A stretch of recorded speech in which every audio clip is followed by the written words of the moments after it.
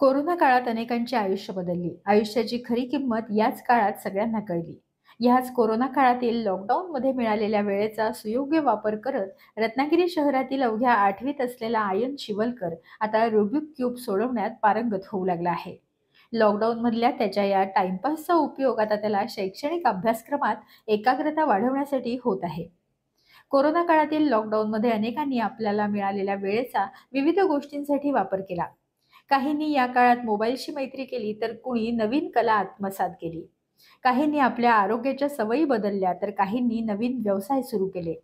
याच काळात विद्यार्थ्यांची शाळा मात्र ऑनलाईन सुरू झाली आणि लहान मुलांच्या हातातही अगदी सहज मोबाईल हाताळण्याचे प्रावीण्य आले.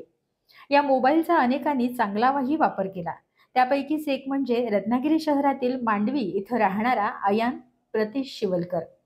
लोकमान्य मल्टीपर्पज कोऑपरेटिव्ह सोसायटीमधील कर्मचारी प्रतीश शिवलकर यांचा 8वीत शिकणारा अयान यानेही कोरोना काळात वेळ जात नाही म्हणून मोबाईलशी मैत्री केली. मात्र या मैत्रीचा त्याला चांगलाच उपयोग होत आहे. घरात असलेलं रुबिक क्यूबचं कोडं काही केला सुटेना म्हणून त्याने यूट्यूबवर विविध व्हिडिओ बघून हे कोडं सोडवण्याचा प्रयत्न केला.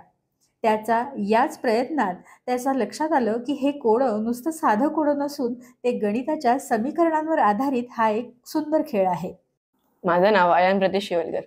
शाळा कोणती? GEBS. बरं, तू हे पझल्स तुझ्या समोर आहेत, तर हे एवढे सगळे पझल्स सॉर्ट आउट केलेले दिसतात, म्हणजे सोडवलेले दिसतात. हो. तर हे तू स्वतः सोडवलेस? होय.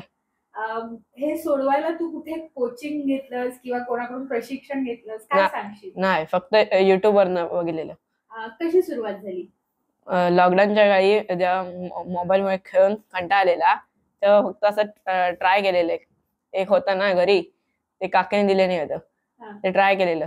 त्याच्यावरनं ते शिकून पप्पांनी अजून भरपूर व्हरायटी क्यूब आणले. शाळेत गणिताची आवड असल्यामुळेच अयांची हे कोडं सोडवण्यातील आवड वाढू लागली. एक कोडं मग दुसरं कोडं असं करत करत त्याच्या घरी आता रुबिक क्यूबचे अनेक संच गोळा होऊ लागले आहेत. प्रत्येक संच वेगवेगळा आणि सोडवण्याची पद्धत ही वेगळी. मात्र या गोष्टीची आवड आता त्याच्या अभ्यासातही उपयोगी पडू लागली आहे. हे कोडं सोडवताना कमालीची एकाग्रता लागते, तसंच गणिताशी मैत्रीही होते. त्यामुळे आता अयांची एकाग्रताही वाढली आहे, तसंच त्याचे शाळेतील गणिताशी अधिक चांगली मैत्री झाली आहे. शहरातल्या GGPS शाळेत शिकणारा अयान हा अभ्यासासह क्रिकेटमध्येही पारंगत आहे. एक उत्तम गोलंदाज म्हणून त्याची शाळेत ओळख आहे. तर रत्नागिरी शहरात होणाऱ्या नारळ टिकवा टिकवीच्या स्पर्धेतही अयानने विशेष पारितोषिकं मिळवली आहेत. त्याचा मोठा भाऊ आयुष आणि तो क्रिकेटमध्ये पारंगत आहेत, तर आई गौरी मांडवी समुद्रकिनारी भेळ आणि पाणीपुरीचा विक्रीचा व्यवसाय करते. या व्यवसायातही अयान आणि त्याचा भाऊ हिरिरीने मदत करतात.